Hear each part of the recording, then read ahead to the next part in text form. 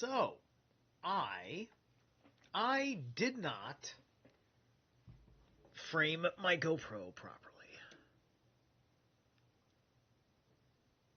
All right. I did not have a full chapter of Jewish war in me tonight. I'll do it tomorrow. But what I do have is some interesting information to ask questions about, run the fact checks. So I'm going to do something that I've done this once or twice, I think. I don't remember if I did it to the extent of screen sharing it, but I am going to show you what ChatGPT made of some questions that I had in reference to some of the history in question. So, I am taking a bit of an interest into the Zadokites, and through some verifications, which I stand on teachings of Michael Tsarion and Temple of the White Dragon and such.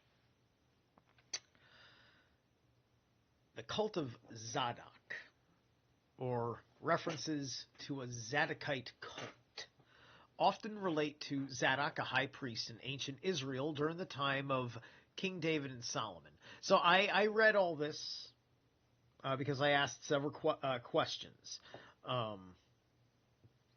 And a couple of very interesting things popped up, and some very interesting correlations, and a name or two has been introduced. What I like with AI is if you take the Three of Swords approach, is just cross-reference. Just cross-reference. And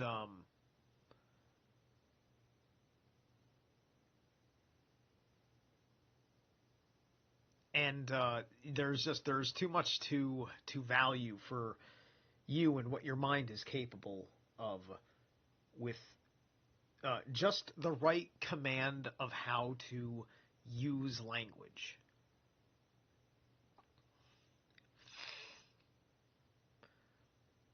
A high priest in ancient Israel during the time of King David and Solomon, and the priestly lineage that followed from him. While there is no historical record of a cult in the modern sinister sense, the term cult may be used in scholarly or esoteric content texts to refer to an exclusive priestly sect or group with particular ritual or religious authority.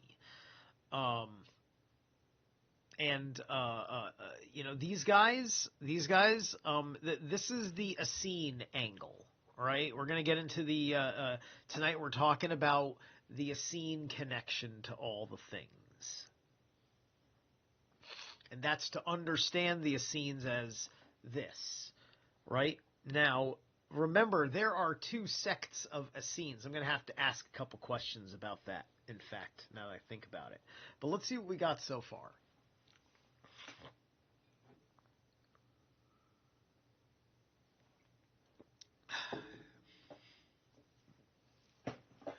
While there is no historical record of a cult in the modern sinister sense, the term cult may be used in scholarly or esoteric context to refer to an exclusive priestly sect or group with particular ritual or religious authority. Yeah, we're the cult that's not a cult, guys. Anyway, here's a breakdown of what the Zadokite priesthood actually refers to and why some might use the word cult. Historical and biblical background of Zadok.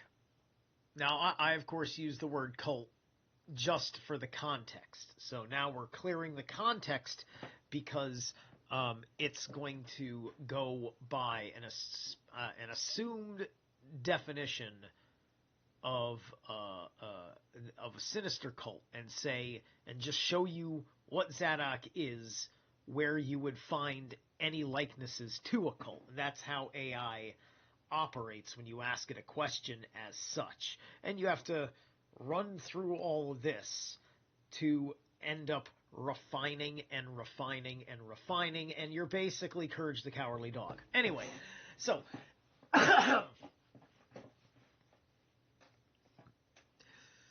one of the greatest shows ever.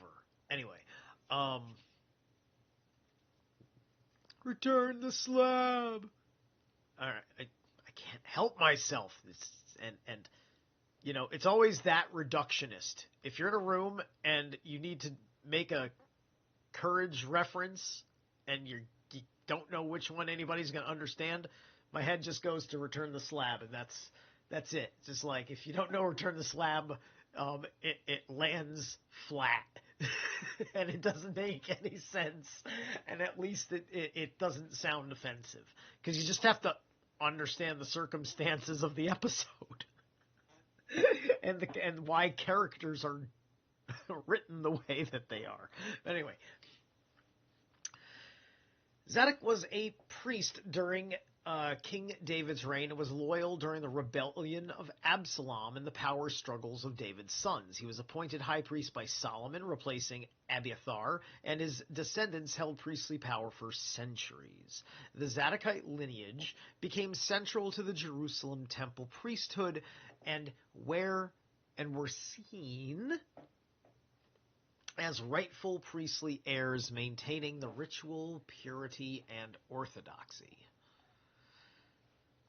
Zadokites in the Bible and Second Temple Judaism. The book of Ezekiel, especially chapters 40 through 48, highlights the sons of Zadok as those who remained faithful and who alone are allowed to minister in the inner sanctuary.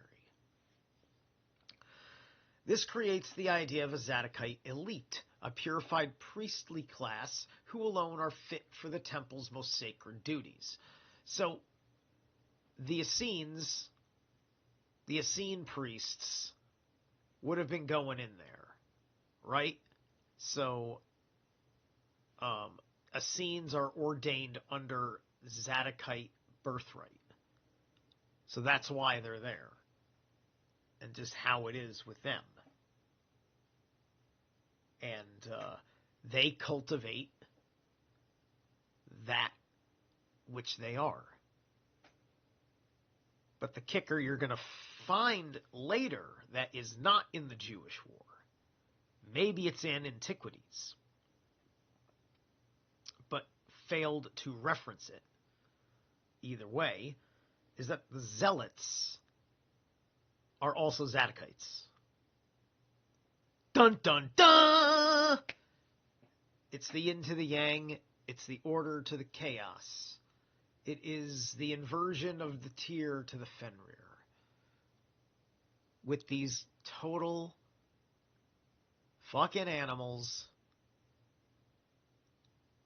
as my prior episode, ChatGPT, made the same conclusions I had already made and was just interested in just hearing. And I've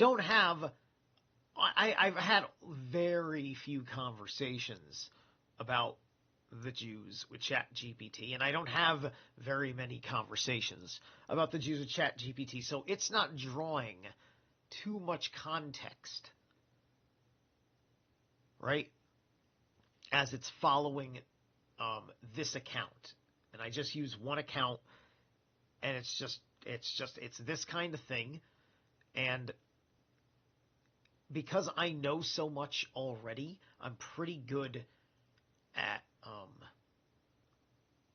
siphoning through stuff. But some things look like they're a big deal to siphon through, and that's when I, phone a friend. And then if my friend doesn't give me good feedback, I will assume that I don't understand my own question. Which tells me I need to hold back and ponder it upon the orbs some more. But anyway, the book of Ezekiel, especially chapters 40 through 48, highlight the sons of Zadok as those who remain faithful. Most sacred duties. I'm sorry, I already read those two. All right. They are presented as superiors to the Levites, who are portrayed in Ezekiel as having sinned and therefore relegated to lesser roles. Now, I don't know if the Levites, I think Levi was a different son, right, of these 12. So,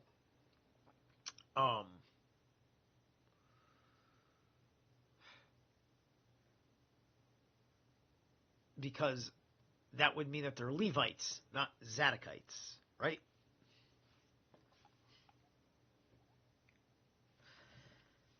So, Zadokites and the Dead Sea Scrolls. The Dead Sea Scrolls found at Qumran suggest the presence of Zadokite-oriented sect, possibly the Essenes. Right, like we talked about this, that the Dead Sea Scrolls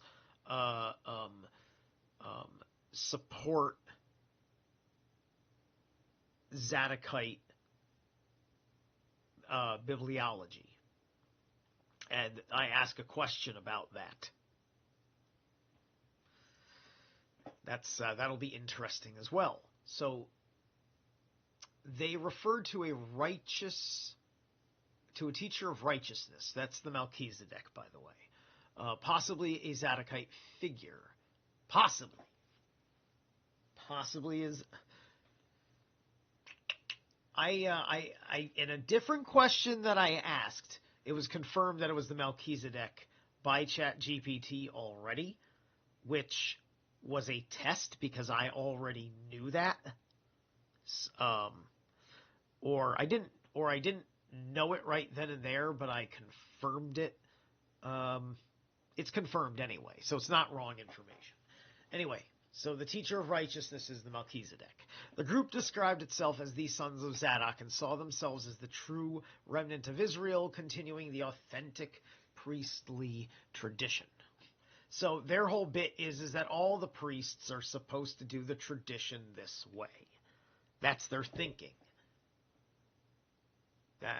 So the Essenes are, it's literally the whole bloodline. So the Essenes are 1/12 of the Jewish people. 1/12 of the Jewish people are these hardcore communists. And they're fucking involved on the Draco-Reptilian level and everything else, while being this purity thing. Isn't that some bullshit? Right? And they're the ones that are breeding the zealots. They breed their children to wage their revolutions and die for them by making them hate them. You can tear any part of their tradition and look at everywhere that you've ever seen just pieces of it applied. You can see their fingerprints all over every fucking bloodline on the planet. By psychological imprinting. And they may, unfortunately, because they're still part human, the human part of their blood may still have enough of that empathic connection. And they exploit that. Because this is Loki, the blood brother of Odin, which doesn't mean actually anything. But the mixing of blood is part of the reason why Odin's a little mad. Okay? And it's also the reason why Loki is as fucking cunning as he is. Because he gave himself a bond with Odin that makes it impossible for Odin to be all and top dog. And we are conditioned to think that when an anti-god does this, it's a good thing. To convince us that a consensus between the earth gods and the sky gods is a bad thing. To convince us that harmony is a bad thing. And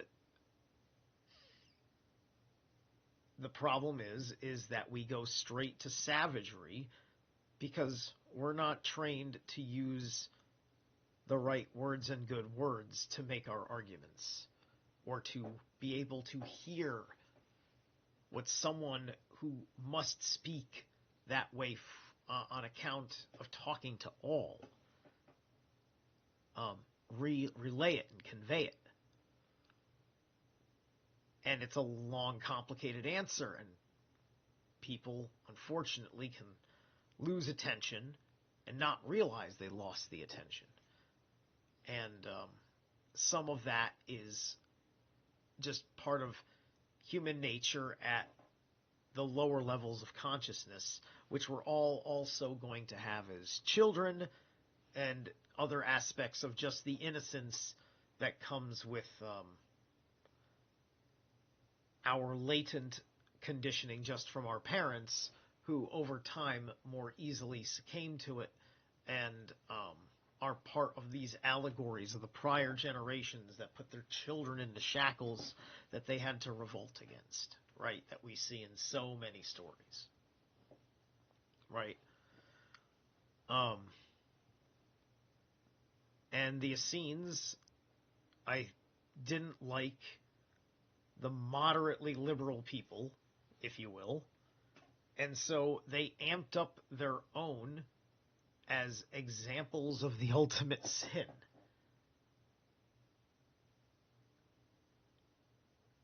To deliberately ruin it. Because that's the fucking role that they're playing. It's the role they played in the first temple.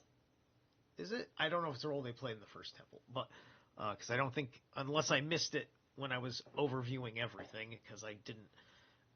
I had different questions to ask at the time. Because I literally just did this about an hour ago.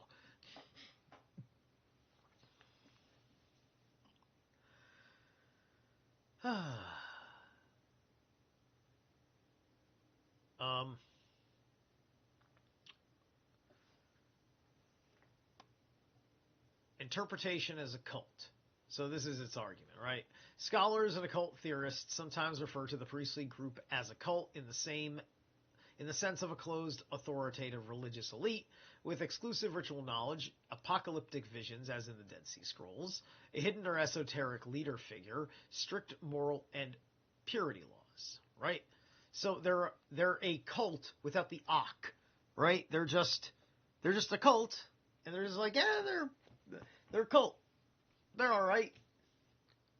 They're always polite, right? And it's just like, just like the Mormons. The Mormons are highly Essene-esh. They're probably got Essenic Freemasons running the show over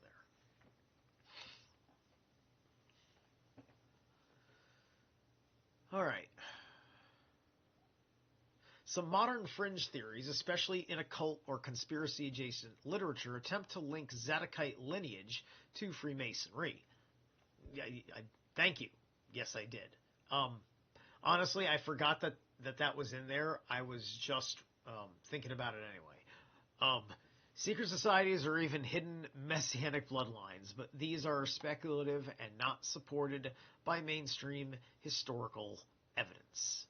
So that's a place where you, unless you're going down that subject line, which I'm not, I didn't ask about that. But I'm going to tell you right now that we all know that's bullshit. And if you ask it more questions about this is just AI saying, can you teach me? Right?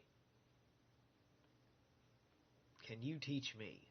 Can I see you learning by helping me learn? And a good teacher understands that. Oh, by the way, did you guys see my new meme? I mentioned it in the chat group, but nobody's here tonight. But it's Friday night, and there's other live streams going on, and there's some people that are actually getting drunk. I wish I could just go get drunk. I mean, I could get drunk, but I usually don't like to unless it's mead or I'm at the bar and there are ladies there. Excuse me.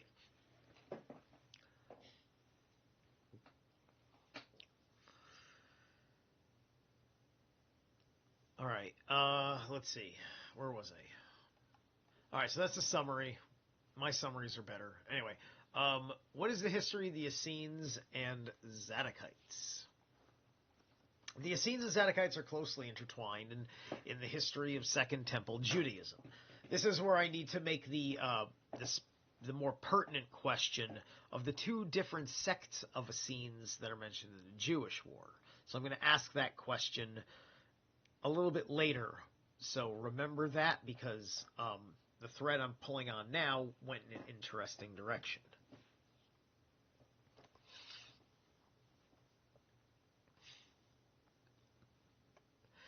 Their roots lie in deep religious division over temple leadership, priestly purity, and messianic expectations. Here's a structured historical overview of both groups and their connections.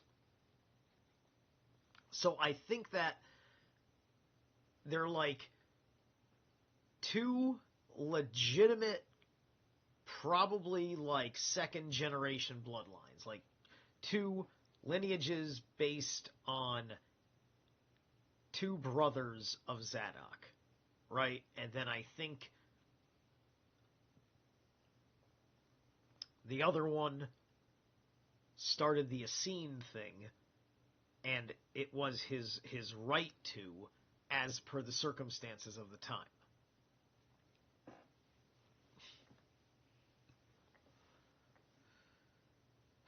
All right. So the Essenes Zadokites closely, structure overview of both groups and their connections. Okay, origins and roles. He was installed by the King Solomon. We already went over that. Zadokite priesthood was seen as legitimate because it maintained ritual purity and did not participate in idolatry. See, that's interesting. The Zadokites are like that. Other priests were not. Right? I know that I believe that the Nazarenes were a priest class, and Samson was a Nazarene, and Samson is a astrotheological analog for Hercules, right? So if you take the astrology from where they're getting their archetype for Hercules across the board, and you can match it with Samson. I like Micah Dank. I think he's got some good details on that, and Chance Garton's really good on that too. And Slick. How do I not mention Slick? Slick Dissident. All right. The Zadokite priesthood was seen as legitimate because it maintained ritual purity and did not participate. Okay, yeah, I read that already. And remember, this is Zadokite priesthood, not the Essenes. But because the Essenes are Zadokites, they're exploiting this idea.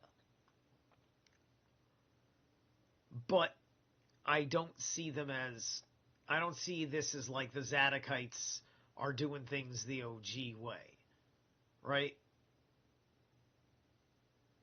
Like, the Bach Saga is not trying to elevate the rabbis, right? It doesn't make for elevation of anything. It's showing you such a clear matter of everybody stopped, like, doing anything that made any sense for how we first set things up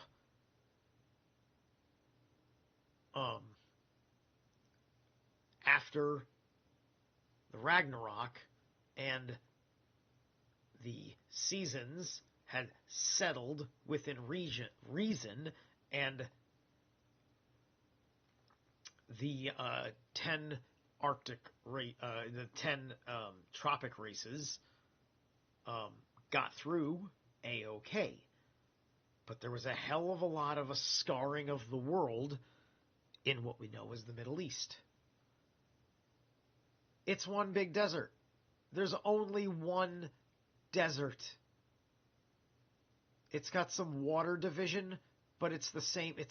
You look at the map, you look at the way it's spread on the map, all deserts are, except for Australia, different story. Is that really desert, though? It's more like it's more just, I don't know.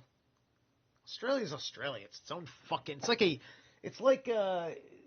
I feel like Australia is like a dimensional, like, anomaly. It's just like, it's not actually in this world, but it's on life support in this world, and so we took it in. Like their world had a Ragnarok, and it's like the arc in a pocket dimension in which we just get to see the Australia part of a larger planetary organism, right? That's my theory on Australia, and I'll find a channeler that'll fucking exploit me for it. Anyway,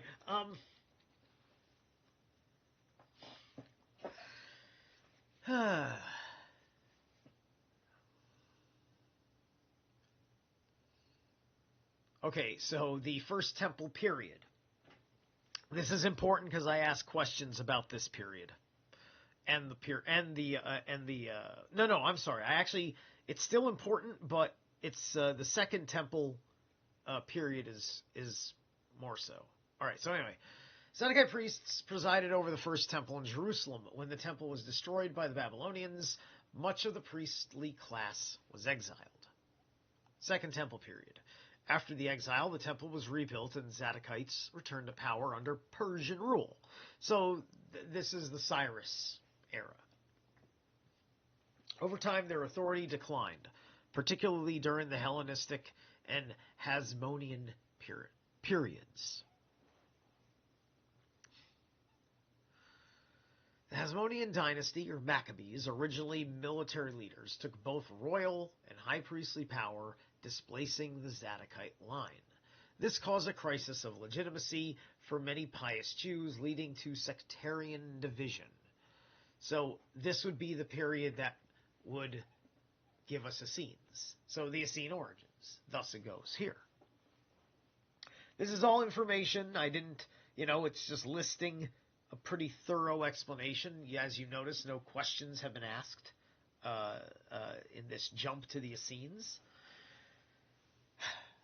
Emergence in the 2nd century. The Essenes emerged as a separatist group in protest of the corrupted priesthood in Jerusalem. Isn't it funny how the Essenes are the Protestants of the Jews, and the Protestants of the fucking Christians act exactly like them?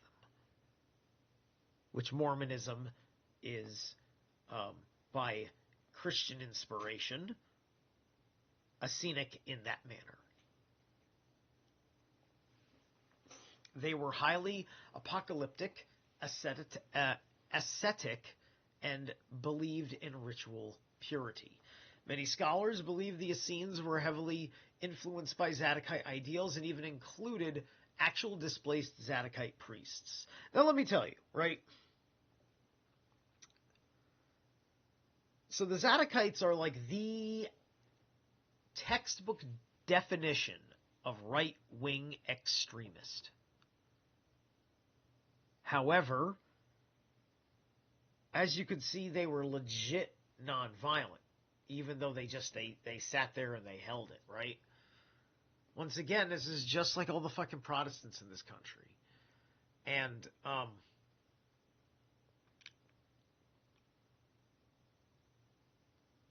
I guarantee you the Essenes are probably like like, if Rome was so down with them, remember the Melchizedek is called in the last chapter? It's these guys. These guys are a big deal. The Zadokites. This is the Republicans and the Democrats. The Zealots. It's, and they flip that script once in a while, because before the Republican Party, you had the Democrats and a slew of others.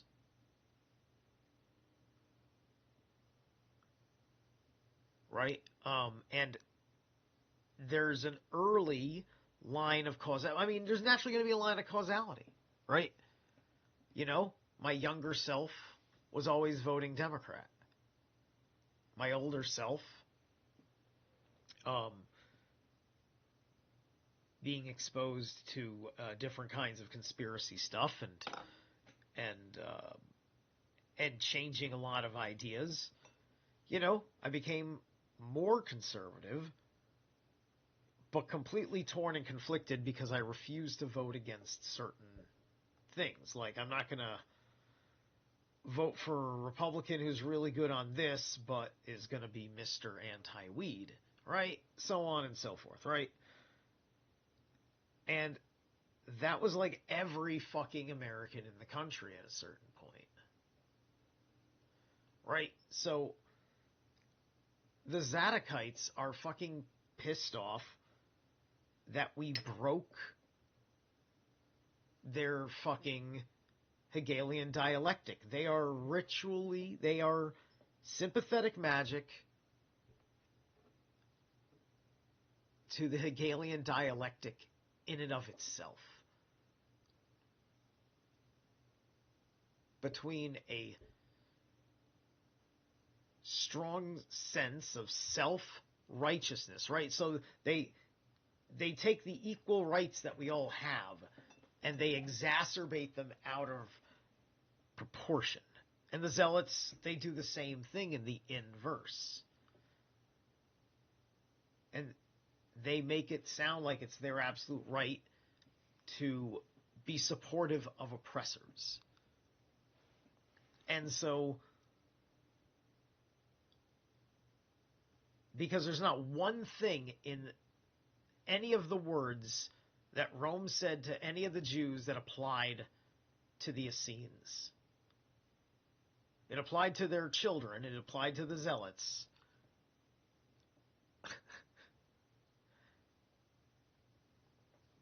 Anyway, it's just like the way the last generation of Gen X parents made all the millennials the way that they were to castrate the security of the nation,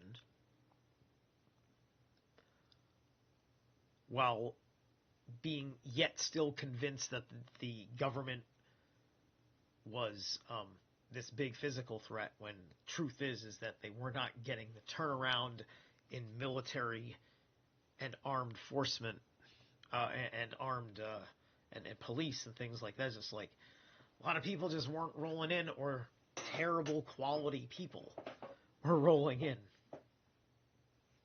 right? And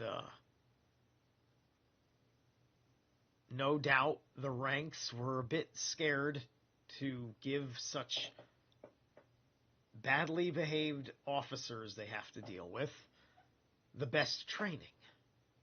This is what happened in the Civil War when certain slave owners were fighting for the North in the complicated zone.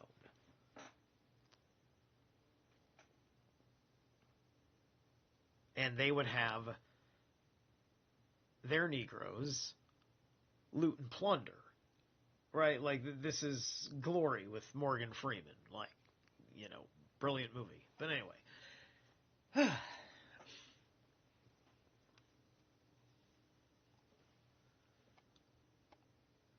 All right.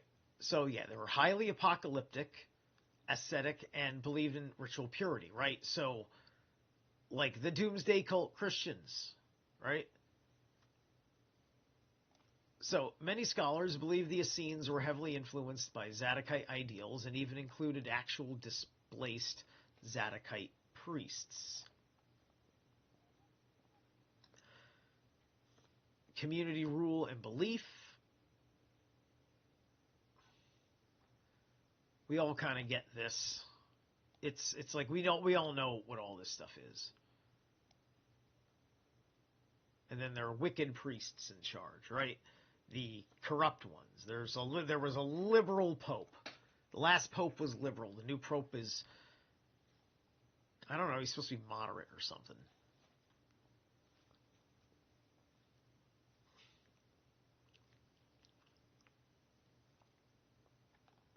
All right. So the Dead Sea Scrolls, I'm not too worried about that. We already hit that.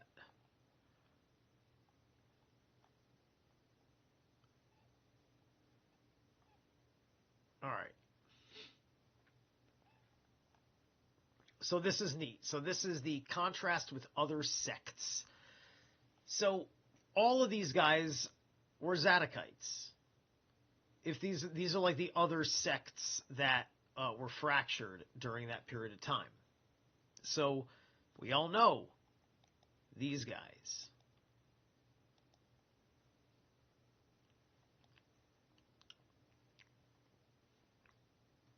Oh, I'm sorry. No. These are other. No. Essenes and Zadokites, because then these are not Zadokites. Excuse me. Got that wrong.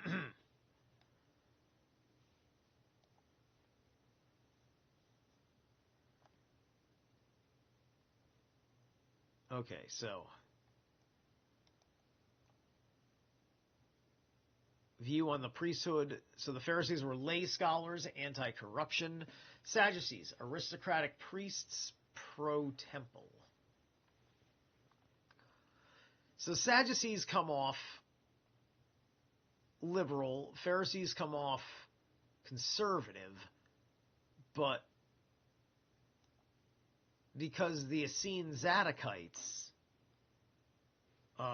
want purity, it's just like so they're trying to have this protest effect against what the Pharisees and Sadducees are doing.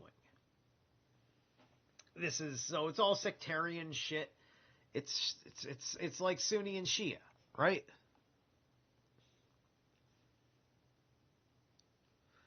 So destruction and legacy in 70 CE. So the Second Temple situation, collapsing the Jerusalem priesthood and scattering all Jewish sects. So that's what we're going through right now in the book.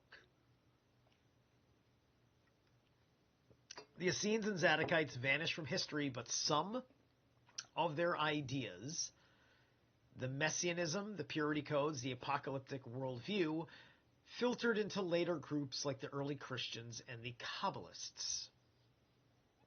Interesting. Summary of the relationship. Zadokites were the original legitimate priesthood. Essenes were a radical apocalyptic offshoot, likely founded by expelled Zadokites.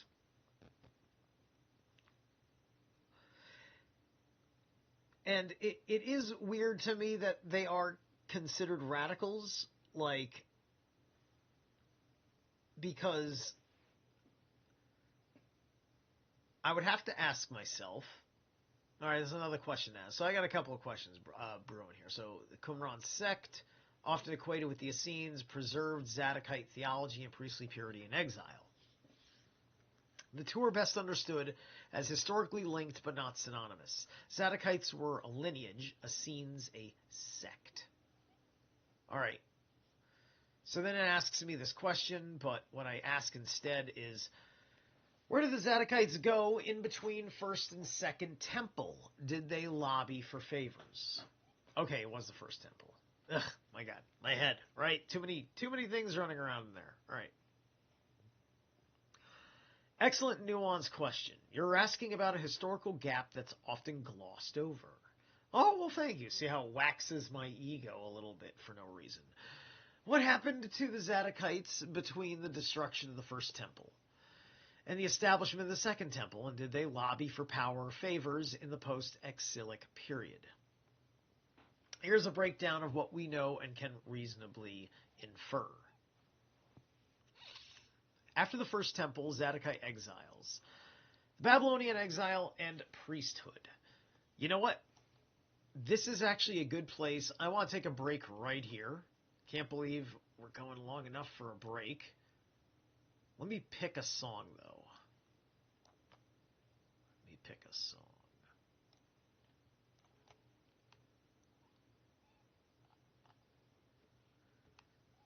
One second. Do I want to do this? Yeah, let's... No, something a little bit shorter than that.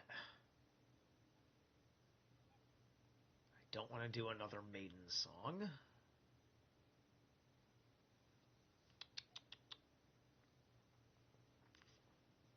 Stop giving me Maiden.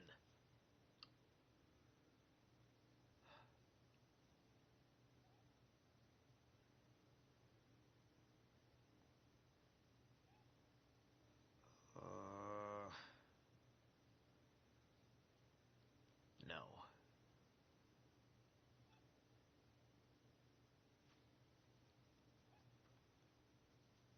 Bear with me. I know I'm being boring as hell.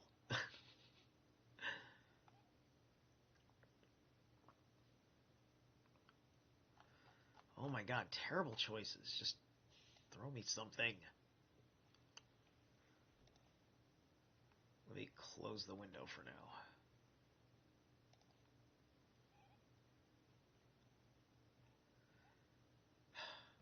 I might just do the new Shadow of Intent. It's like 7.5 minutes long, but it's pretty good.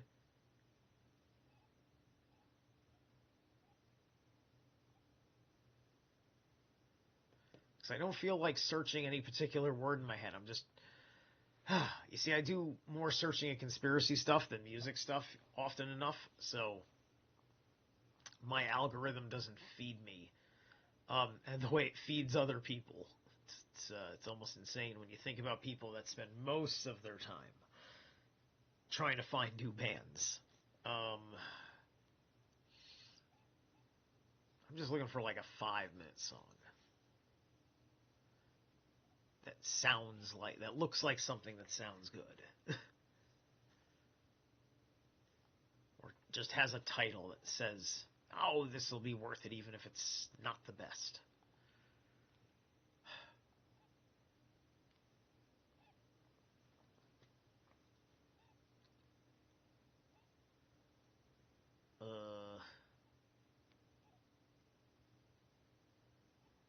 This was 5 minutes? Alright, you know what? Fuck it. We're gonna do me for 5 minutes. Alright. This is my little chill song called Celestial Transitions. If you would like to stay on the lookout for original music from me and maybe a band beginning. I don't know. I'm working with a bass player right now, but it's very, very early. We've only had one session, and it was mostly about warming up and getting to know each other. Anyway, this is Celestial Transitions by Zerilath Eternal.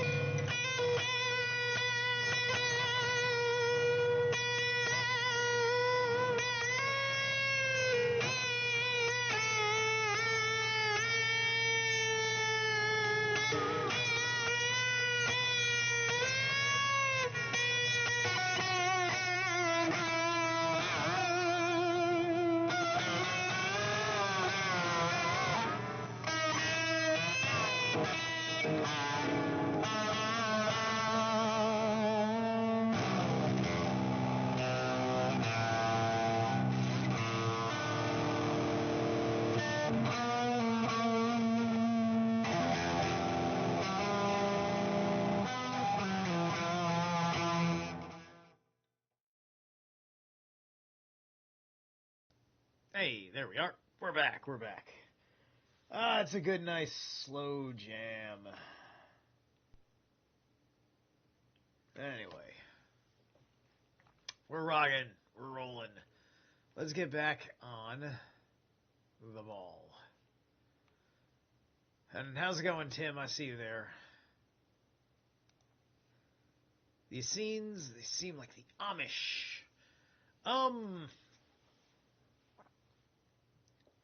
If the Amish are, the Amish might be inspired by them, right? They can be, they're gonna be all like,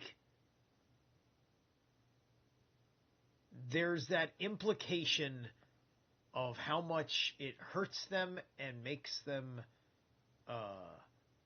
afraid of you for being against the values of Zadok, right? And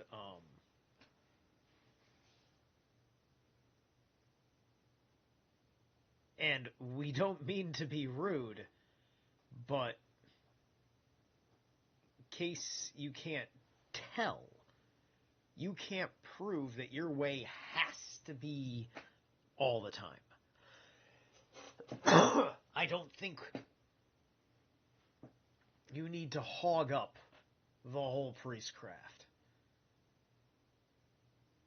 But honestly, maybe you get 1 month. You switch it up every month for 13 months. Or you switch it up every year for 13 years. I don't know, something like that. So the Babylonians destroyed Jerusalem and First Temple, and the elite of Judah, including the royal family, scribes, priests, Zadokites among them, were exiled to Babylon. There they retained religious authority among the exiles. The exilic prophets like Ezekiel, strongly emphasized priestly purity and Zadokite authority in particular. So, like, they held together with their own. So they stuck together, right? Smart move. Why wouldn't it be? Ezekiel 44:15. The sons of Zadok shall come near to me to minister to me. This is a direct endorsement of the Zadokite priesthood during the exile. Zadokite theological influence. In Babylon, these exiled priests reformulated much of Israel's religious law, emphasizing purity, centralization of worship, and exclusive priestly roles. So I guess you were still allowed to practice Judaism. You just couldn't have a country, right? This laid the groundwork for priestly texts in the Torah and for Second Temple Judaism. Rise of the Second Temple and Persian period. Return from exile, lobbying, or favor-seeking. When Cyrus of Persia conquered Babylon, he issued an edict allowing the Jews to return and rebuild the temple. Among those who returned were Zerubbabel, a Davidic heir. Isn't it interesting that they mention a guy whose name is Babel, and they're building the temple?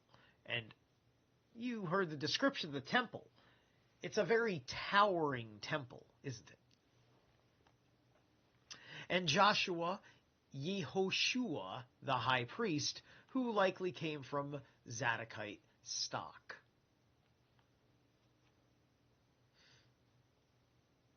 And yes, in the sense, they did lobby and petitioned Persian authorities in Ezra and Nehemiah to allow temple construction. Sought imperial legitimacy for their roles as religious authorities, asserted Zadokite and Levitical descent to reestablish control over temple rights.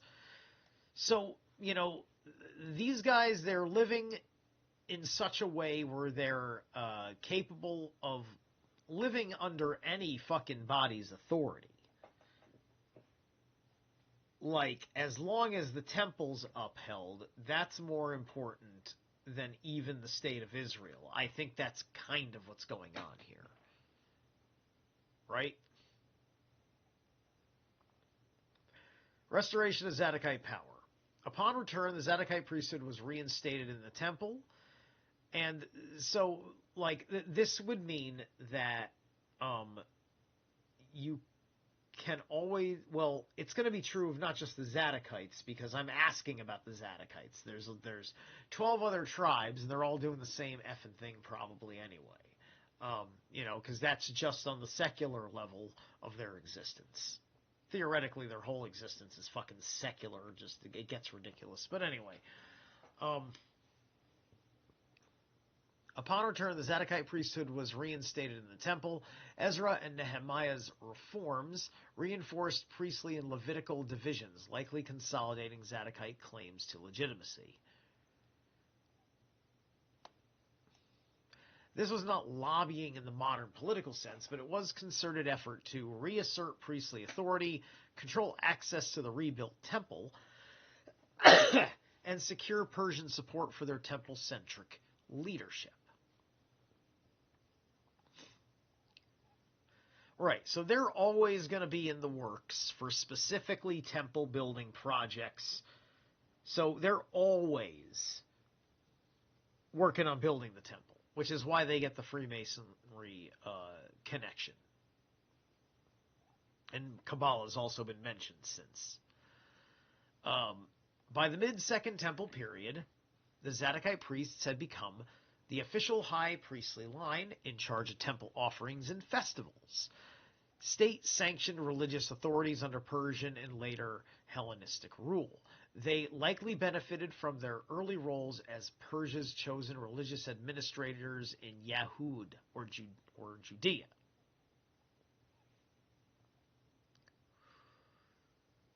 So then there's a little splash table of it that's kind of like a brief oversight. So when they were in the underground, they were writing theology, Ezekiel, and the P texts, and returned to reclaim power. Their methods involved a mix of religious reform, appeal to imperial authority, and lineage-based legitimacy, which today we might call lobbying for institutional restoration. So they're globalists, right? They actually favor the empires. This would make sense if they were keen on ruling the world, and part of that deal is a state of Israel.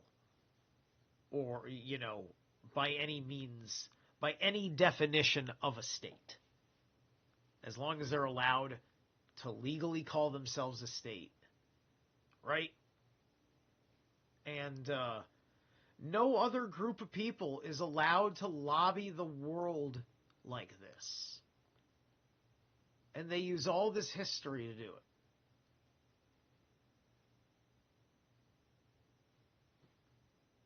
Right? This centralization of things.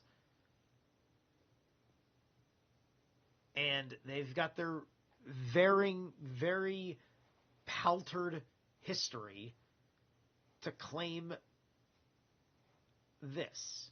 Right? And it's a double-headed sword. It's going to cut you to cut them this way, because you're also cutting your own claim on a lineage level. That's a trap. Right? That's why you had our zealots talking about, fuck this place to make it no more. Right? And that's only because the script is flipped, right? Because the world went with the not Zadokites, right? And went this ultra cringe liberal direction, which then created the zealots to try to whip America back in.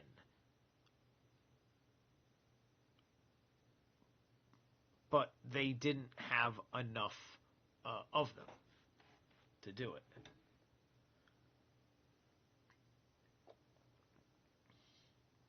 And very few of them are going to extract a high enough amount of wisdom to contribute on higher levels to what most human beings not involved in the conspiracy are actually trying to fucking accomplish.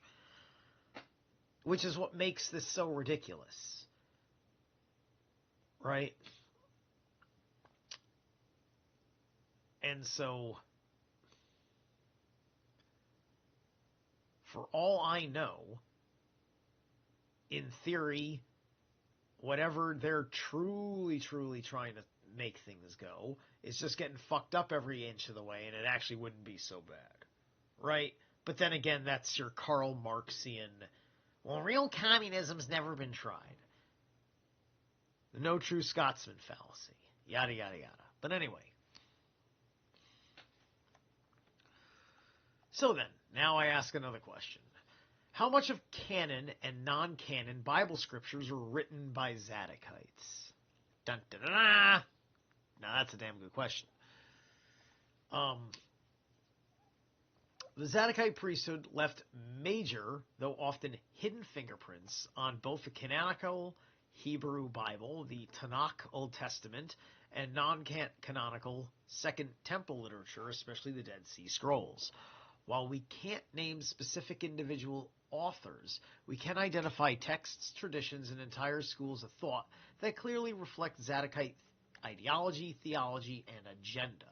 All right, so the Zadokites, because the Dead Sea Scrolls are important, like, that's a tell, because they're more esoteric, right? They've got a cool mysticism there, right? A lot of people are probably, their soul is probably more fulfilled being a part of that. Tanakh at Tanagra. Not sure what that means. Canonical scripture attributed to Zadokite influence. Ezekiel, Leviticus, Numbers, Genesis 1 through 11. Genesis fucking 1. Chronicles 1 and 2, Ezra and Nehemiah. That is a lot. Let's see what it says about Genesis. These creation and cosmological texts bear priestly stylings ordered structured theological, not narrative, like the J-source, likely Zadokite theology. Right? Cosmological texts, priestly styling. In other words, mythology. Mythology, perhaps shamanistic in style. Mythology. Right? Mytho-historical. That's my favorite word to talk about Vox Saga and the Wainamoinen mythology.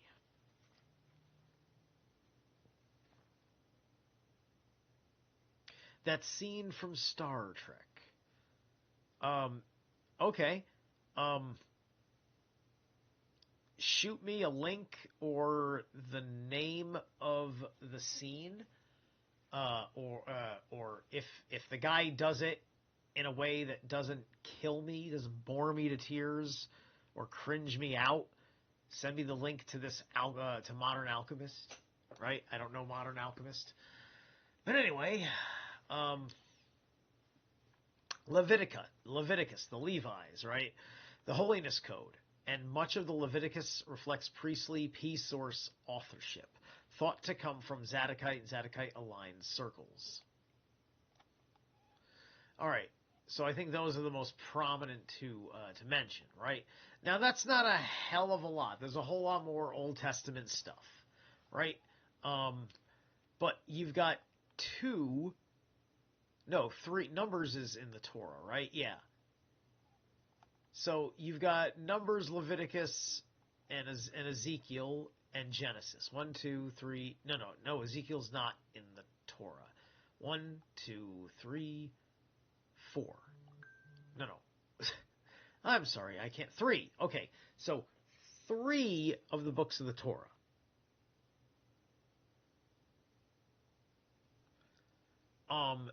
Granted, the Leviticus stuff is probably just it's probably just the code, right? Because if if it's a Leviticus, it's not Zadokis.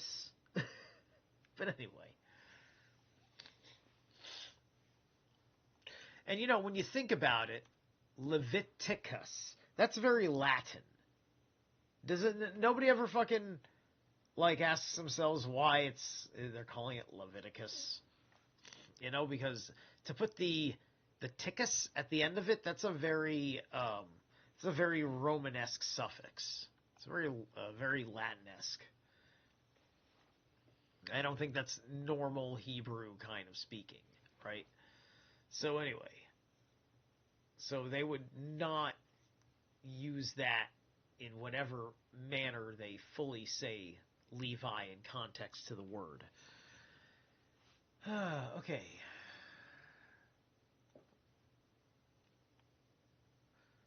These texts are often associated with scholars called the priestly sources. Yeah, anyway. Okay, so we get all that. All right. So the non-canonical text almost certainly from Zadokite circles are claiming to be. So we all know that about scrolls, Temple Scroll, the Book of Jubilees, First Enoch. Anyway, what to say about First Enoch? Not purely Zadokite, but some sections reflect priestly apocalypticisms that parallel Dead Sea ideology. So, I see. Interesting. Now, what does it take? Were they the only ones with apocalyptic stuff? Right? But the whole book of Enoch is about the coming of fucking flood. So anyway. Testament of Levi presents an ideal priesthood, likely reflects sectarian Zadokite vision. Interesting. So, yeah, that would be that'd be like them doing propaganda saying, see, Levi would have been behind us, right? How dare you? Abraham Lincoln's rolling over in his grave.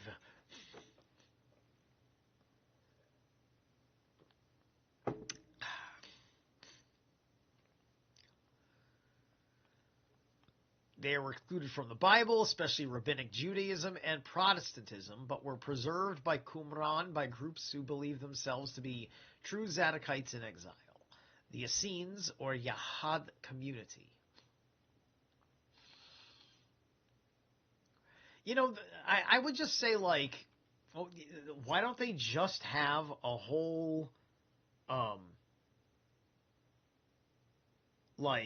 just Jewish, Torah adjacent, scripturalists, here's what our brothers, the Zadoks, wrote that we rejected. But here's what they wrote. It's here. We don't, it's just not in the big book. So that way everything's in the big book. We can just point at the big book, right? And then we can have arguments about all these other books because we don't deny the history of what we believed, because we don't want to insult each other's intelligences. Yada, yada, yada. All right, cool, thank you. Anyway, I'll check it out another time. But I will, let me grab it. Link in new window. Uno momento. Oop, there we go. That's 6 minutes. All right.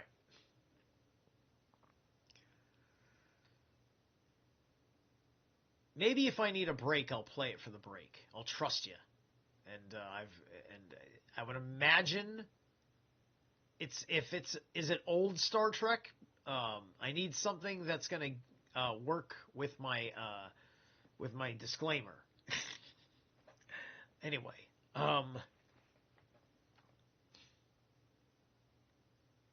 and by this point, Next Generation, I think I can steal shit from that. Anyway, it's more accurate to say Zadokites shaped the canon through schools of priestly thought rather than wrote everything individually. Theological focus on temple centrality, ritual moral purity, sacrificial systems, priesthood as spiritual and civic authority. Now, the fact that they have this apocalyptic angle to them means that they can infer that influence onto apocalyptic hysteria. right? So all they have to do is have any kind of reflective apocalypse, and then just learn how to sell it in a manner that triggers the primordial uh, psycho psychotraumatic um, neurons instilled from their grooming mechanisms, right?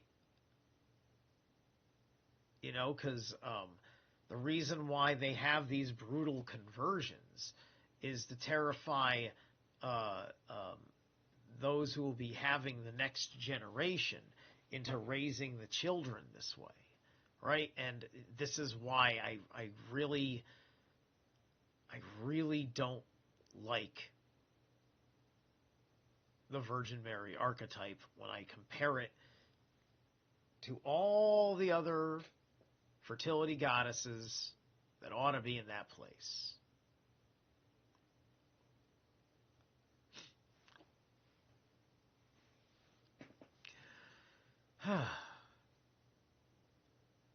So, priesthood as spiritual and civic authority. Calendar disputes favored a solar calendar versus a lunar calendar used in Jerusalem. Emphasis on dual messiahship, priestly and royal. Canonization politics. So many of the Zadokites' friendly texts were canonized because they had establishment power for centuries.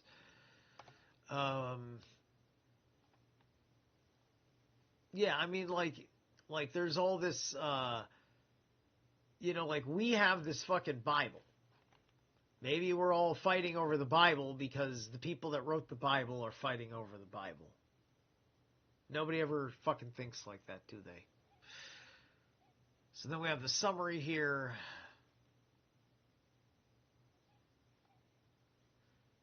Would you like a visual timeline or map of when and where these texts likely emerged within Zadokite history?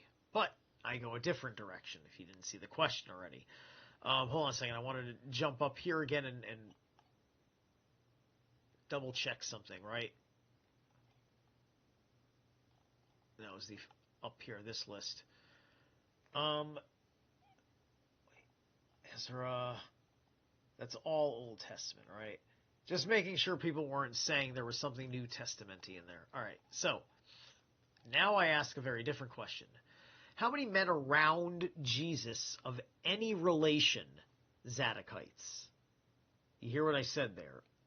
How many men around Jesus of any relation? I should have said were Zadokites, but it still answered the question properly.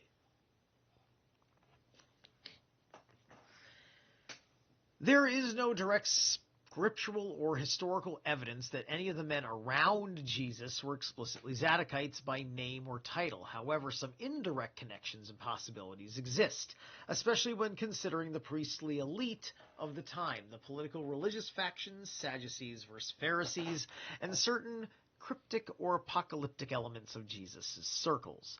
Here's a breakdown of what we know and what might be reasonably inferred. Who were the Zadokites at the time of Jesus? I just noticed these are little DNA helixes right here. Interesting. How many of those have there been? None. Okay, so that's a puzzle. Stack of books. Stack of books. Check mark. Check mark. Scroll.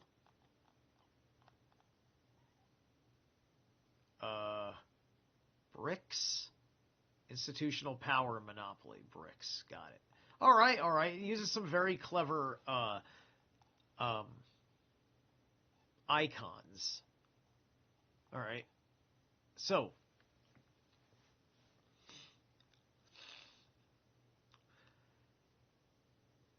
by the 1st century CE, the Zadokite priesthood had been displaced from exclusive power. The Hasmoneans took both kingship and priesthood, disrupting pure Zadokite succession. See, they got the apocalyptic thing, right? So they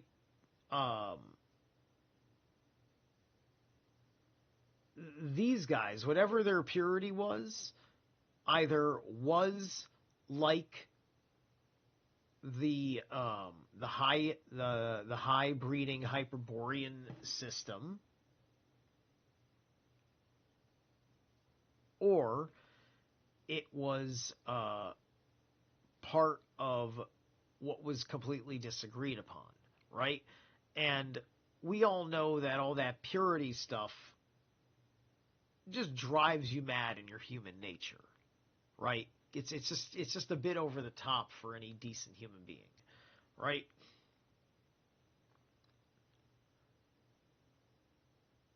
And these would be the guys that would be the most interested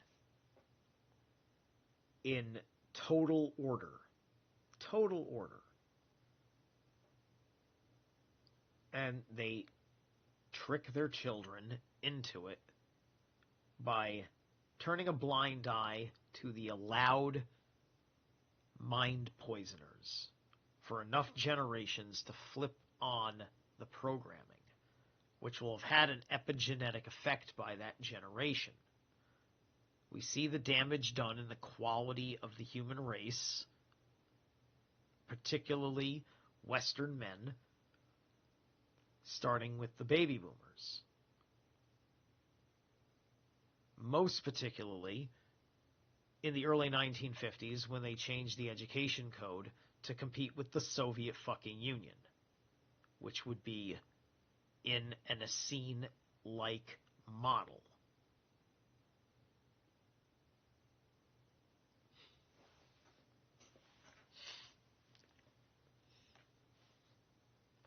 The Sadducees, the temple priestly aristocracy during Jesus' life, may have included some Zadokite descendants, but they were no longer exclusively Zadokite.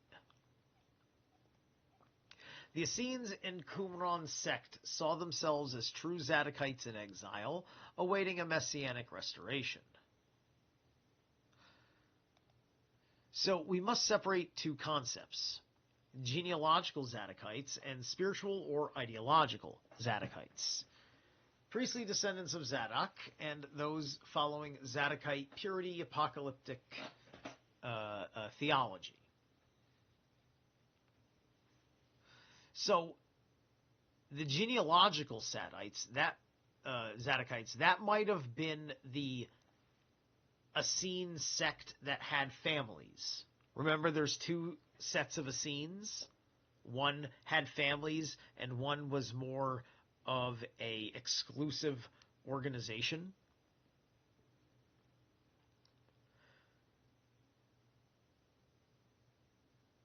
Jesus circle any Zadokite connections. John the Baptist possibly connected. His father, Zechariah, was a priest of the division of Abijah, from Luke 1:5, part of the Aaronic priesthood. John was raised in a priestly household, possibly with Zadokite ancestry.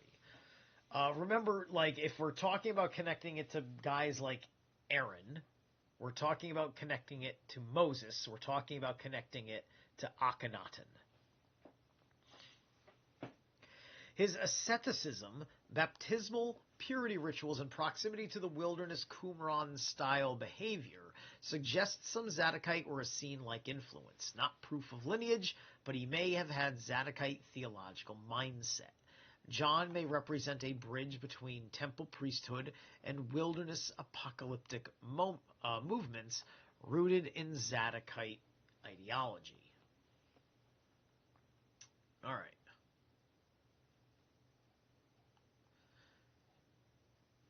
Jesus was not a Zadokite, but is repeatedly identified as being from the tribe of Judah, line of David, not Levi or Zadok.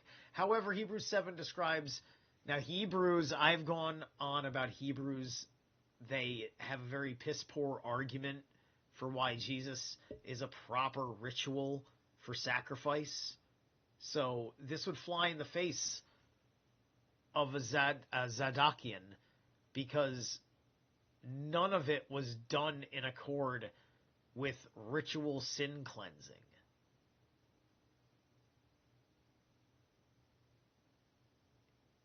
You're worshiping a man who has not put through the proper rites to focus on that rite via the cross to put you into the Saturnic hypercube. You see what they've done when they send their children off to war.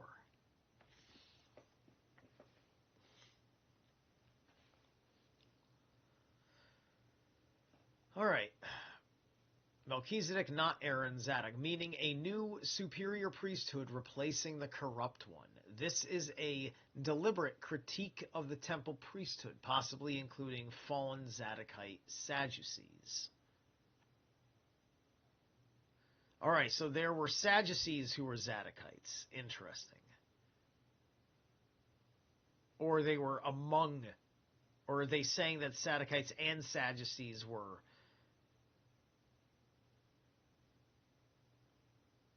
Oh, okay, I get it. Both of them had reasons to critique when they had falling outs, independently of each other, just mentioning that they would have both been critiquing in the same kinds of arguments. So anyway,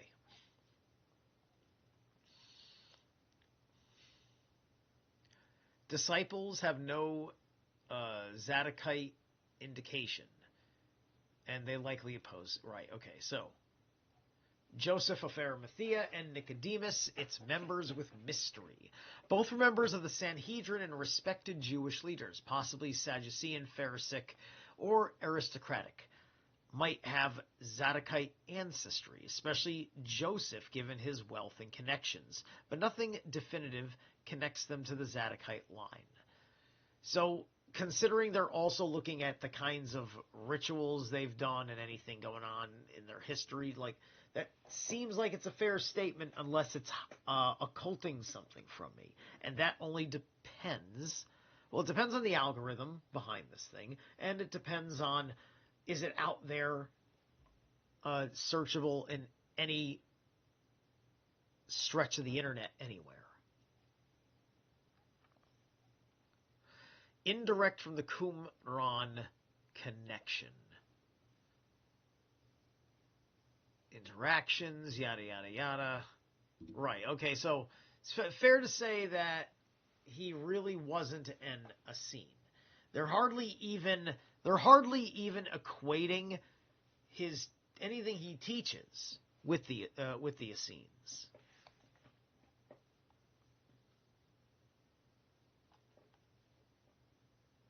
Yeah, the Melchizedeks are a very, very powerful wizard in play. So,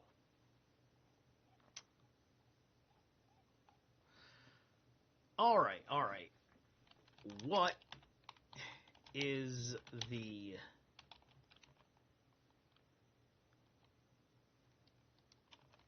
distinctions between the Essenes who had no families and the ones that did? Okay. The Essenes are often portrayed as a monastic, celibate, all-male community, especially in accounts like that of Philo, Josephus, and Pliny the Elder. Okay, so their Essenes are often portrayed as monastic, celibate. Often portrayed. So that's an interesting choice of words. Let's see where it goes. However, the Dead Sea Scrolls and other historical evidence suggest that there were at least two distinct kinds of Essenes, one celibate and one that allowed marriages and families. Here's a breakdown of the distinctions, not to mention Josephus confirms that in the book, but here's a breakdown of the distinctions between the celibate Essenes and the family-based Essenes. Celibate Essenes, Qumran-type monastic. Okay, they lived communally in desert outposts, did not marry. Okay, so, yeah, so the Qumran monastics, celibate, right? Yeah, so did not marry. Rejecting sexual relations entirely, practiced ritual purity, communal property, and ascetic discipline. Initiation process with vows, testing periods, and strict rule-based life. Focused heavily on apocalyptic expectations, awaiting divine judgment and a Messiah of Aaron in Israel.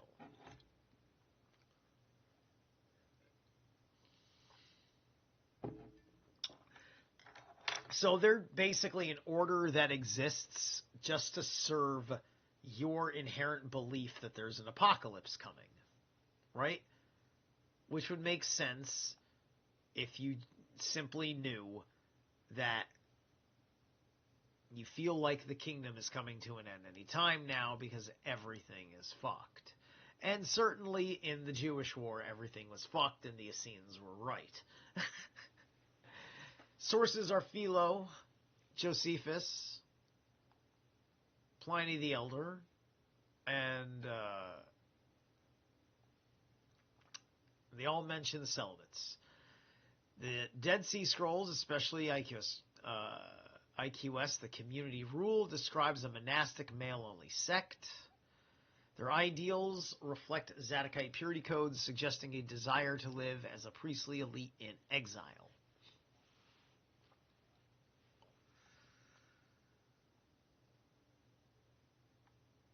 So it would seem that the Essenes by this point are not really considered Zadokites, but they're Zadokites because their bloodline is tight, but I guess but they're just not the priests.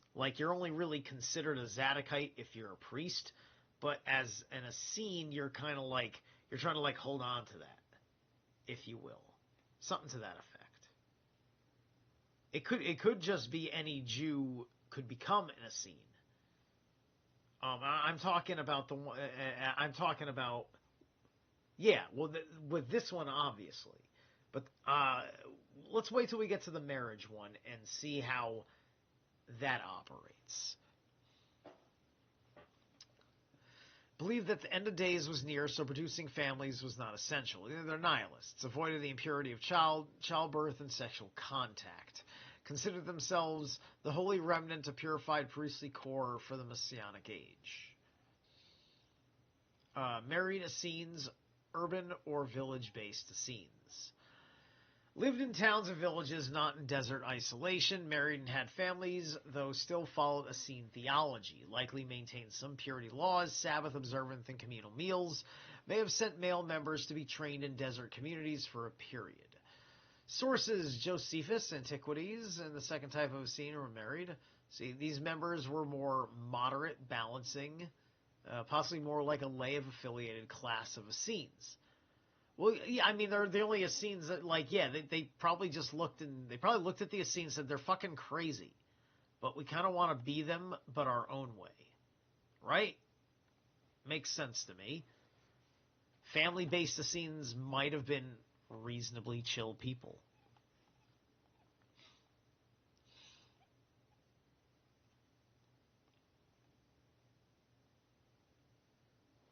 So they allowed it, but saw it as practical. Kind of a lame argument, right? So, locations: desert communes, villages, or towns. Structures: monastic, hierarchical, rule-based. Family household, possibly looser hierarchy. Yeah, it's the American Midwest, right? Textual basis: community rule, war scroll, etc. Not directly in scrolls known through Josephus.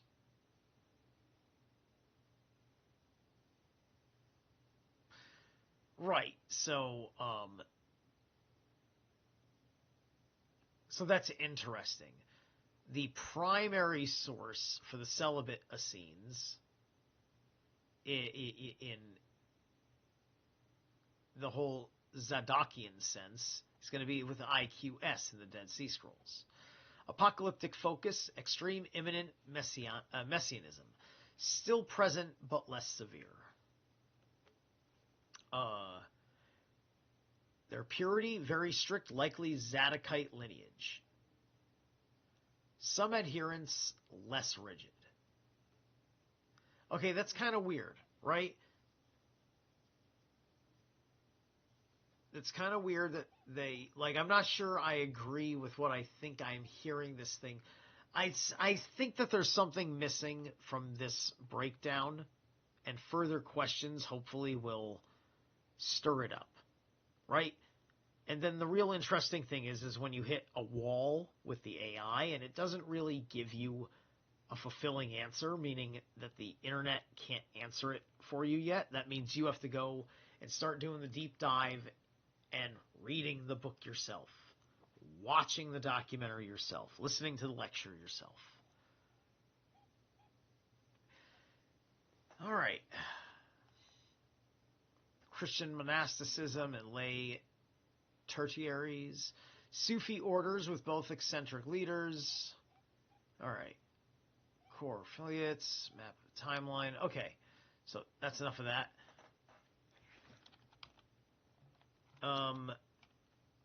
How did the Essenes and Zadok influence Muhammad and Islam? The influence of the Essenes on Zadokites, on Muhammad, and early development of Islam is not direct in any historical or textual way. Muhammad never encountered these groups by name, but certain ideas and religious patterns associated with them appear to have filtered into Islam, likely through Jewish sectarian thought, Christian desert monasticism, and possibly oral traditions in Arabia before Islam. Let's break it down in terms of themes, theologies, and transmission routes. Okay, so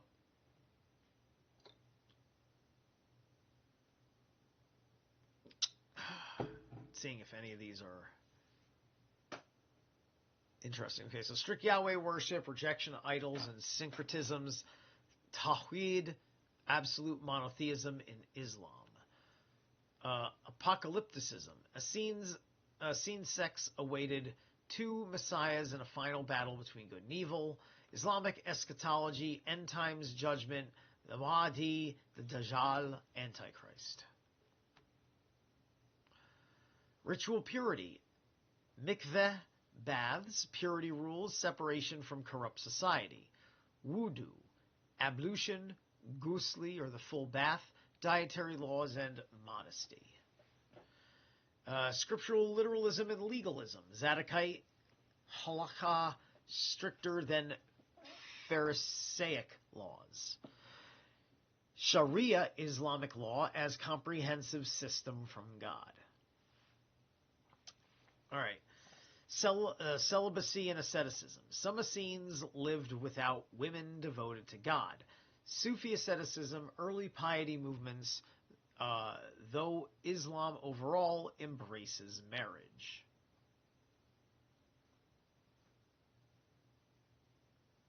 Sons of Zadok left temple over priestly abuse.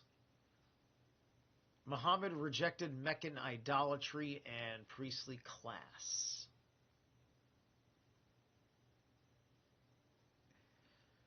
Interesting.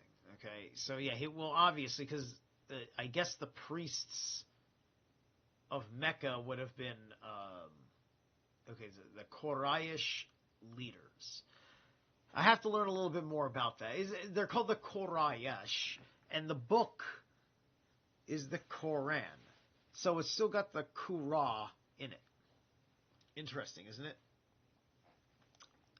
That's how you get the tell on the linguistic programs. Dualisms. Essene viewed history as war between sons of light and darkness. Quran speaks of nur, light, and zulamat, darkness, as spiritual states. All right. Historical transmission routes. How could these ideals have reached Muhammad? A Jewish community in Arabia, Jewish tribes like Banu Qurayza, Banu Nadir, Banu Qainuqa lived in Medina and Yemen. Many had sectarian post-temple traditions, like preserving ideas from Zadokite Essenic heritage, especially apocalypticism and legalism. Some used non-rabbinic halakha, which may have reflected early priestly customs. Christian monks and desert asceticists. All right. We all get the Christian connections. All right. Oral and tribal tradition. There were the Hanif monotheists, people like Zayd ibn Amir, who rejected idols and saw Abrahamic religion. Interesting.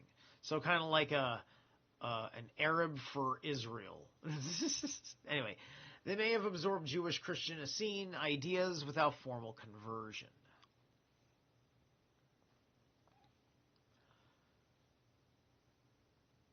So you got the Essene leader interpretation of law, possible echoes in Muhammad's role as final prophet and clarifier of scripture. So that's the Melchizedek by the teacher of righteousness.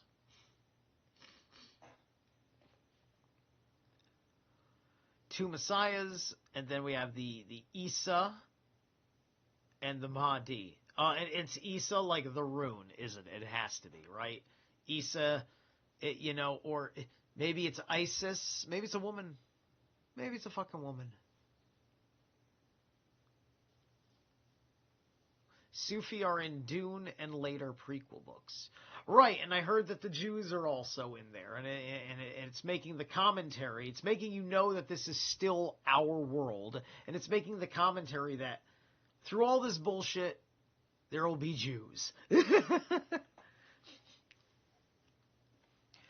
Just like in Pitch Black, they let you know that through all this bullshit, there will be black Muslims. Anyway.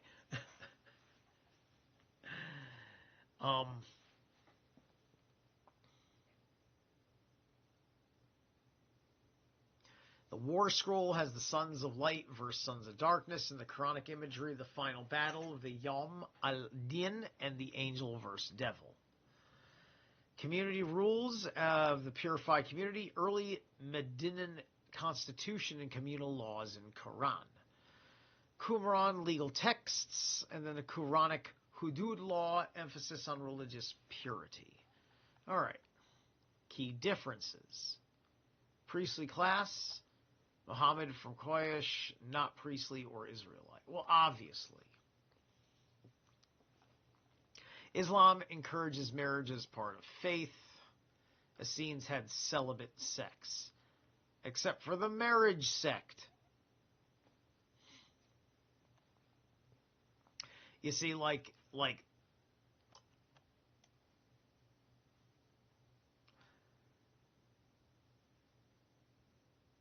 I said, it's going to be more about the Zadokite priests, right? Like I'm getting this strong vibe that the Essenes are probably no more of a threat than like your atypical kind of verge of apocalypse Christian family.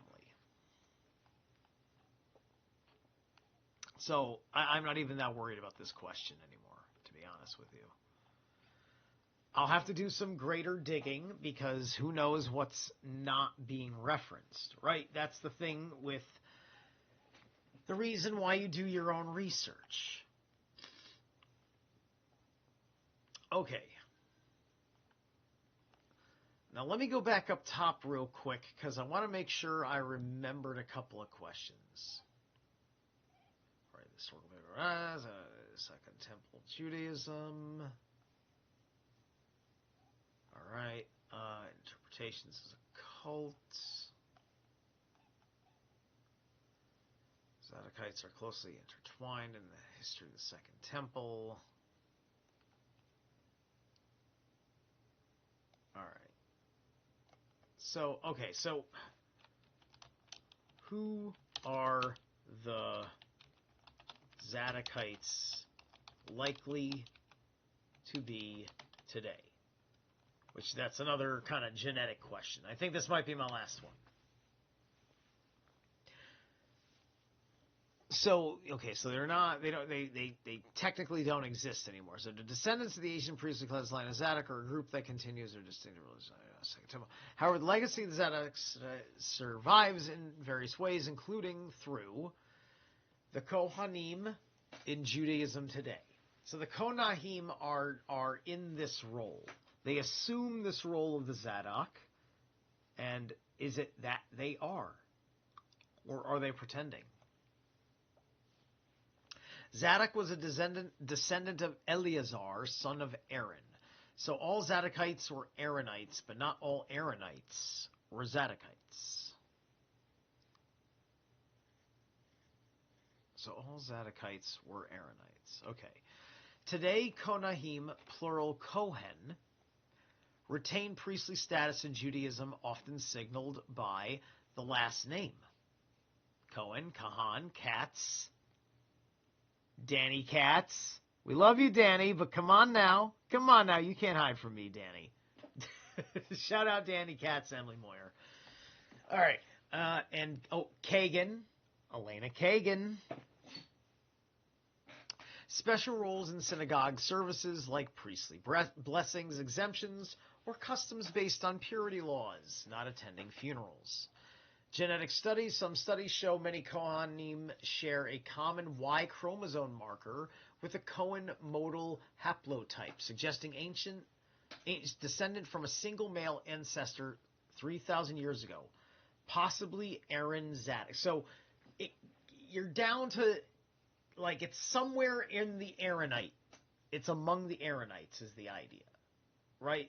They're having a hard time getting the genetic trace.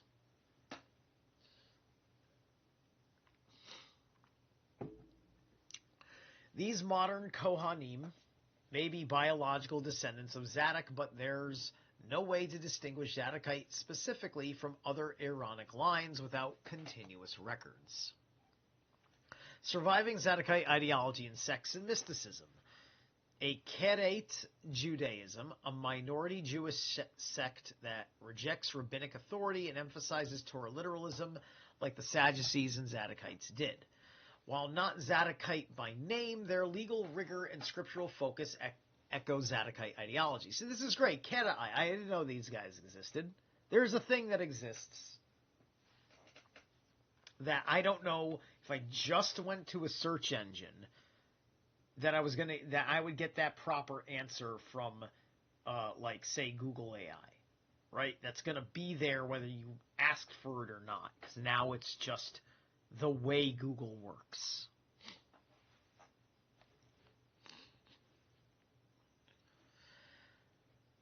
Okay, some Kedarites historically claim Zadokite descent, especially during medieval times. Okay, so you have some claims. Some claims have been made. Did they back those claims? All right. Ooh, the Samaritans. Hey, what's up, Lucy? A small religious community in Israel, Palestine, who maintain their own priesthood, claim descent from Levitical times and retain temple-style worship on Mount Gerizim. Some scholars suggest that post-exilic Zadokite priests may have splintered and merged with early Samaritans. Still have any active high priest and sacrificial traditions and rare continuity. Kabbalistic and priestly mysticism. In medieval and early modern Kabbalah, especially in Lurianic Kabbalah, there's strong emphasis on temple priesthood, purity, and cosmic order. Interesting. Okay. Lurianic Kabbalah. That's what I want to know about. Some mystical schools viewed Zadokite ideals, order, hierarchy, spiritual, as symbols of divine alignment. Christian and Islamic reinterpretations. So, letter to the Hebrews reframes Jesus as a high priest, replacing the corrupted Zadokite model. Okay, so some early Christians, especially Ebionites and Jewish Christians, may have been influenced by Qumran-like Zadokite Essenic purity and messianism. Islam, while not claiming Zadokite lineage, Islam emphasizes purity, law, and monotheism, rejection of corrupted priesthood, spiritual priesthood through piety rather than bloodline. Modern theories and fringe claims. Some fringe or esoteric groups claim Zadokite links, usually without scholarly backing. Claimants may include secretive Gnostic or esoteric orders that claim descent from the Essenes or sons of Zadok. Some Freemasonic and occult groups have incorporated Zadokite Melchizedek priesthood symbolism.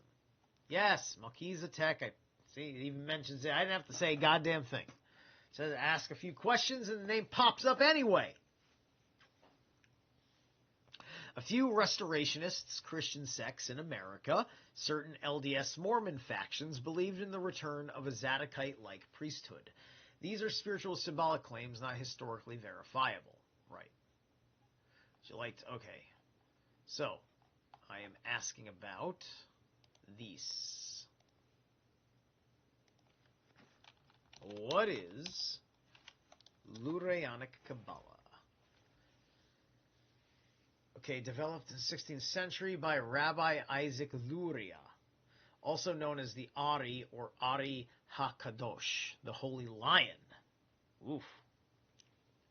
It profoundly reshaped Kabbalistic thought and introduced radically new cosmological, spiritual, messianic ideas that continue to influence Hasidism, modern Jewish thought, and even non-Jewish mysticism. Okay, so there you go with the Hasidics, right? You know, they're highly ritualized. Summary in one sentence. Lurianic Kabbalah explains how God created the universe, how fractured and how human actions can repair that cosmic damage and bring about redemption through a mystical process called tikkun. Core ideas of Lurianic Kabbalah. Ein Sof, the infinite God. God in his essence is called Ein Sof, or without end, too infinite to be grasped or to create directly, so creation happens through indirect emanations. So Ein Sof would be the Hebrew expression by which in Temple of the White Dragon we call the higher force, in simple nameless terms.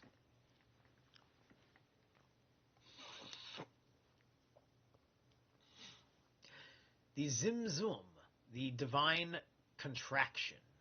Okay, the Zimzum is part of this. I know about the Zimzum. Yeah, okay. Creation begins not by expansion, by contraction. God withdraws his infinite light to create space for the universe, a vacated space within the infinite. Right, so it's like the Big Bang, right? God collapses into a singularity and then refills the vacuum in an orderly fashion from one atom. Or one aton. Creation begins not by expansion but by contraction. Okay, yeah, okay. So this is a paradox. God is absent yet secretly present. Now, I heard something a long time ago that has a seed of truth to it, but I don't know if it's precisely accurate enough to understand within the grand mythos of something called the Lucifer experiment, where after creation, after the creator created all of the universe and kind of set things up in a certain manner through light, it took a third of itself, or maybe half, I think it might be a third, like a third of the heavens that came down, right, and hid it from God, right? One could possibly say that this is when they created a section of reality that condensed into matter, right? And this is the Lucifer experiment.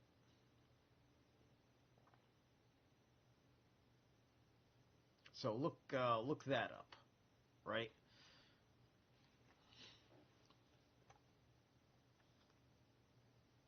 Sheverat HaKelim, the shattering of the vessels.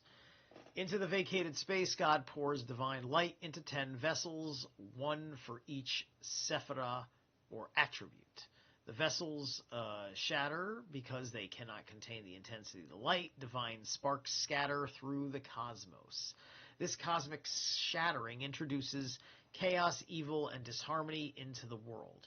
We've seen that motif in various different films where there's like light bulbs or something, and then they overcharge, and then they explode, and there's demons involved, and we saw this in Stranger Things. Tikkun Olam, repairing the world. Humanity's purpose is to gather and elevate the divine sparks that fell into matter. By ethical behavior, Torah observance, mystical intentions, kavanah, and prayer, people help repair the cosmos. Kavanah means mystical intentions. We have a Kagan in the Supreme Court, and we have a Kavanaugh in the Supreme Court.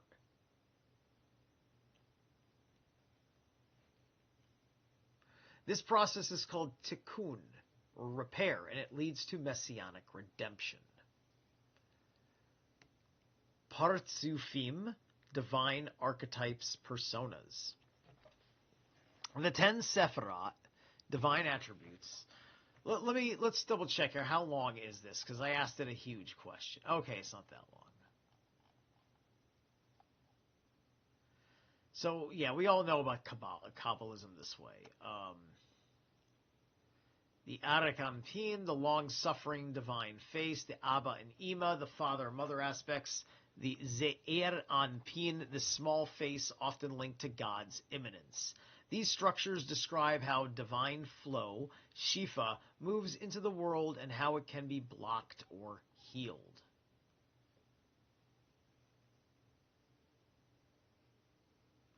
Then we got the Messianism. Yeah, I think we get the idea.